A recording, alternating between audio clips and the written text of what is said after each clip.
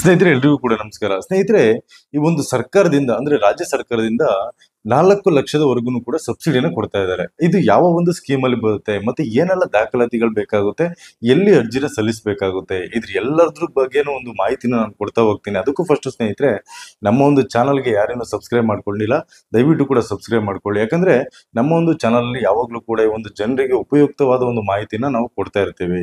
ನೀವು ಸಬ್ಸ್ಕ್ರೈಬ್ ಮಾಡ್ಕೊಳ್ಳೋದ್ರಿಂದ ನಾವು ಯಾವುದೇ ಒಂದು ವಿಡಿಯೋಗಳು ಮಾಡಿದ್ರು ಕೂಡ ನಿಮ್ಗೆ ಇಮಿಡಿಯೇಟ್ ಆಗಿ ನೋಟಿಫಿಕೇಶನ್ ಬರುತ್ತೆ.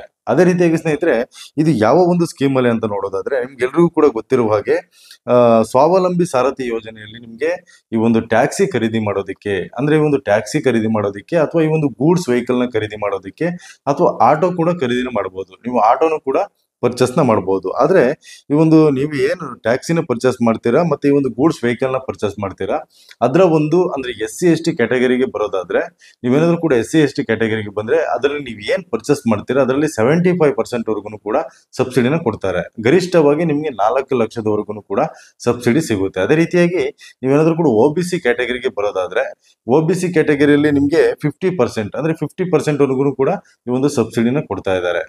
ಈ ಉದಾಹರಣೆಗೆ ನೀವು ಒಂದು 6 ಲಕ್ಷದ ಒಂದು ಗಾಡಿನ ಪರ್ಚೇಸ್ ಮಾಡ್ತೀರಾ ಅಂದ್ರೆ ಅದರಲ್ಲಿ 3 ಲಕ್ಷದ ಒಂದು ಸಬ್ಸಿಡಿನ ಸರ್ಕಾರದಿಂದನೇ ಕೊಡ್ತಾರೆ. ಇನ್ನು 3 ಲಕ್ಷನ ನೀವು EMI ಮುಖಾಂತರವಾಗಿ ಕಟ್ಟಬೇಕಾಗುತ್ತೆ. ಮತ್ತೆ ಬ್ಯಾಂಕ್ ಲೋನ್ ಆಗಿರೋದ್ರಿಂದ ನೀವು ಬ್ಯಾಂಕ್ ಅಲ್ಲಿ ಕಟ್ಟಬೇಕಾಗುತ್ತೆ. ಈ ಒಂದು ಆಟೋಕ್ಕಾದ್ರೆ ನೀವೇನಾದ್ರೂ ಕೂಡ ಆಟೋ ರಿಕ್ಷಾ ತಗೊಳ್ತೀನಿ ಅನ್ನೋದಾದ್ರೆ, ಈ ಒಂದು ಎಲೆಕ್ಟ್ರಿಕ್ ವೆಹಿಕಲ್ ಅಂದ್ರೆ ಆಟೋನ ತಗೊಳ್ಳೋದಾದ್ರೆ ನಿಮ್ಗೆ 75,000ವರೆಗೂ ಕೂಡ ಸಬ್ಸಿಡಿನ ಕೊಡ್ತಾರೆ. ಅದಕ್ಕೇನಾದ್ರೂ ಕೂಡ 2 ಲಕ್ಷ ಇತ್ತು ಆಟೋಗೆ ಅನ್ನೋದಾದ್ರೆ ನಿಮ್ಗೆ 75,000 ರೂಪಾಯಿನ ನಿಮ್ಗೆ ಈ ಒಂದು ಸಬ್ಸಿಡಿನ ಕೊಡ್ತಾರೆ ಸರ್ಕಾರದಿಂದ. ಇದು ಕೂಡ ಅಂದ್ರೆ ಇದು ಯಾವ ಒಂದು ಯೋಜನೆ ಅಂತ ನೋಡೋದಾದ್ರೆ, ನಿಮ್ಗೆ ಈ ಒಂದು ಸ್ವಾವಲಂಬಿ ಸಾರಥಿ ಯೋಜನೆ ನಿಮ್ಗೆ ಪ್ರತಿ ವರ್ಷನೂ ಕೂಡ ಈ ಒಂದು ಸರ್ಕಾರದಿಂದ ಅದನ್ನ ಬಿಡ್ತಾ ಇರ್ತಾರೆ. ಆ ಒಂದು ಯೋಜನೆಯಲ್ಲಿ ನಿಮ್ಗೆ ಈ ರೀತಿಯಾದ ಒಂದು ಸ್ಕೀಮ್ ಇರುವಂತದ್ದು. ಅದೇ ರೀತಿಯಾಗಿ ಈ ಒಂದು ಸ್ಕೀಮು ಕೇವಲ ಬೆಂಗಳೂರಲ್ಲಿ ಇರೋರಿಗೆ ಮಾತ್ರ ಈ ಒಂದು ಸ್ಕೀಮ್ಗೆ ಅಪ್ಲೈ ಮಾಡಬೇಕಾಗುತ್ತೆ. ಬೆಂಗಳೂರಲ್ಲಿ ಯಾರೆಲ್ಲ ವಾಸಿಸ್ತಾ ಇರ್ತೀರಾ ಅಂತವ್ರಿಗೆ ಈ ಒಂದು ಸ್ಕೀಮ್ ಬಿಟ್ಟಿರುವಂತದ್ದು. ಅವರು ಮಾತ್ರ ಈ ಒಂದು ಸ್ಕೀಮ್ಗೆ ಅಪ್ಲೈ ಮಾಡಬೇಕಾಗುತ್ತೆ. ಇನ್ನು ಬೇರೆ ಆಲ್ ಕರ್ನಾಟಕದಲ್ಲಿ ಇನ್ನೂ ಕೂಡ ಈ ಒಂದು ಸ್ಕೀಮ್ ನ ಬಿಡುಗಡೆ ಮಾಡಿಲ್ಲ. ಅದಾದ ನಂತರದಲ್ಲಿ ನಾನು ಇಮಿಡಿಯೇಟ್ ಆಗಿ ನಿಮ್ಗೆ ಹೇಳ್ತೀನಿ. ಅದೇ ರೀತಿಯಾಗಿ ಈ ಒಂದು ಸ್ಕೀಮ್ಗೆ ಅರ್ಜಿ ಹಾಕೋದಿಕ್ಕೆ ಏನೆಲ್ಲ ದಾಖಲಾತಿಗಳು ಬೇಕಾಗುತ್ತೆ ಅಂತ ನೋಡೋದಾದ್ರೆ, ಮೊದಲನೇದಾಗಿ ಆಧಾರ್ ಕಾರ್ಡ್ ಇರ್ಬೇಕಾಗುತ್ತೆ ನಿಮ್ಮ ಹತ್ರ. ನೆಕ್ಸ್ಟ್ ನಿವಾಸ ಪ್ರಮಾಣ ಪತ್ರ ಬೇಕಾಗುತ್ತೆ. ಅಂದ್ರೆ ನಿವಾಸ ಪ್ರಮಾಣ ಪತ್ರ ಅಂತಂದ್ರೆ ಈ ಒಂದು ವಾಸಸ್ಥಳ ದೃಢೀಕರಣ ಪತ್ರ ಏನಿರುತ್ತಲ್ವಾ ಅದು ಬೇಕಾಗುತ್ತೆ. ಅದೇ ರೀತಿಯಾಗಿ ಜಾತಿ ಮತ್ತು ಆದಾಯ ಪ್ರಮಾಣ ಪತ್ರ ಅಂದ್ರೆ ಈ ಒಂದು ಕ್ಯಾಸ್ಟ್ ಸರ್ಟಿಫಿಕೇಟ್ ಮತ್ತೆ ಇನ್ಕಮ್ ಸರ್ಟಿಫಿಕೇಟ್ ಕೂಡ ಬೇಕಾಗುತ್ತೆ. ಅದೇ ರೀತಿಯಾಗಿ ಡ್ರೈವಿಂಗ್ ಲೈಸೆನ್ಸ್ ಇರಬೇಕಾಗುತ್ತೆ ನಿಮ್ಮ ಹತ್ರ. ಅದೇ ರೀತಿಯಾಗಿ ಬ್ಯಾಂಕ್ ಪಾಸ್ಬುಕ್ ಇರಬೇಕಾಗುತ್ತೆ. ಮತ್ತೆ ವಾಹನದ ಕೊಟೇಶನ್ ಅಂದ್ರೆ ಈ ಒಂದು ನೀವು ಎಲ್ಲಿ ವಾಹನಗಳನ್ನ ಖರೀದಿ ಮಾಡ್ತೀರಾ, ಯಾವ ಒಂದು ವಾಹನನ ಖರೀದಿ ಮಾಡ್ತೀರಾ ಅದರ ಒಂದು ಕೊಟೇಶನ್ ನ ನೀವು ಹಾಕ್ಬೇಕಾಗುತ್ತೆ. ಶೋರೂಮ್ ಅಲ್ಲಿ ಹೋಗಿ ಆ ಒಂದು ಕೊಟೇಶನ್ ಹಾಕಿ ಅದಾದ ನಂತರದಲ್ಲಿ ನೀವು ಇದನ್ನ ಅಪ್ಲೈ ಮಾಡಬೇಕಾಗುತ್ತೆ.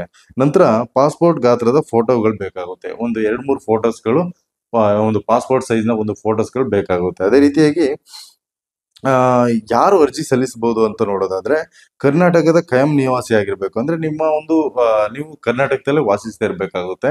ಅದೇ ರೀತಿಯಾಗಿ ವಯಸ್ಸು 18 ವರ್ಷದಿಂದ 55 ವರ್ಷದ ಒಳಗಡೆ ಯಾರೆಲ್ಲ ಇರ್ತೀರಾ ಅಂತವ್ರೆಲ್ಲರೂ ಕೂಡ ಅರ್ಜಿನ ಹಾಕ್ಬೋದು. ಅದೇ ರೀತಿಯಾಗಿ ಈ ಒಂದು ಕುಟುಂಬದ ವಾರ್ಷಿಕ ಆದಾಯ 4.5 ಲಕ್ಷದಿಂದ 6 ಲಕ್ಷದ ಒಳಗಡೆ ಇರ್ಬೇಕಾಗುತ್ತೆ.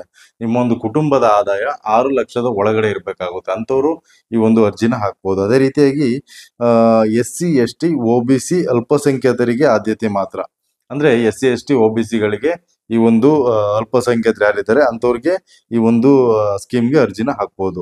ಅದೇ ರೀತಿಯಾಗಿ ಎಲ್ಲಿ ಅರ್ಜಿನ ಹಾಕ್ಬೋದು ಅಂತ ನೋಡೋದಾದ್ರೆ, ನಿಮ್ಗೆ ಸೇವಾ ಸಿಂಧು ಪೋರ್ಟಲ್ ಅಲ್ಲಿ ನೀವು ಅರ್ಜಿನ ಹಾಕ್ಬೋದು. ಸೇವಾ ಸಿಂಧು ಎಂದು ವೆಬ್ಸೈಟ್ ಏನಿದೆ ಅಲ್ವಾ ಅದರಲ್ಲಿ ನೀವು ಅರ್ಜಿನ ಹಾಕ್ಬೋದು. ಅದೇ ರೀತಿಯಾಗಿ ಬೆಂಗಳೂರು ಒನ್ ಅಲ್ಲಿ ಕೂಡ ನೀವು ಅಪ್ಲಿಕೇಶನ್ ಹಾಕ್ಬೋದು. ಮತ್ತೆ ಕರ್ನಾಟಕ ಒನ್ ಅಲ್ಲಿ ಕೂಡ ಅಪ್ಲಿಕೇಶನ್ ಹಾಕ್ಬೋದು. ಈ ಒಂದು ಸೇವಾ ಸಿಂಧು ವೆಬ್ಸೈಟ್ ಅಲ್ಲಿ ನೀವು ಹೋಗಿ ಅಪ್ಲಿಕೇಶನ್ ಹಾಕ್ಬೇಕಾಗುತ್ತೆ ಸ್ನೇಹಿತರೆ. ಓಕೆ ಸ್ನೇಹಿತರೆ, ಈ ಒಂದು ವಿಡಿಯೋ ನಿಮ್ಗೆ ಇಷ್ಟ ಆಯ್ತು ಅಂತ ಅನ್ಕೊಳ್ತೀನಿ. ಇಷ್ಟ ಆಗಿದ್ರೆ ದಯವಿಟ್ಟು ಕೂಡ ಒಂದು ಲೈಕ್ ಮಾಡಿ, ಹಾಗೇನೆ ನಮ್ಮ ಒಂದು ಚಾನಲ್ಗೆ ಸಬ್ಸ್ಕ್ರೈಬ್ ಮಾಡೋದನ್ನ ಮಾತ್ರ ಮರಿಬೇಡಿ ಅಂತ ಹೇಳ್ತಾ ಈ ಒಂದು ವಿಡಿಯೋನ ಇಲ್ಲಿಗೆ ಮುಗಿಸ್ತಾ ಇದ್ದೀನಿ. ಮುಂದಿನ ವಿಡಿಯೋದಲ್ಲಿ ಮತ್ತೆ ಸಿಗ್ತೀನಿ. ಧನ್ಯವಾದ ಸ್ನೇಹಿತರೆ.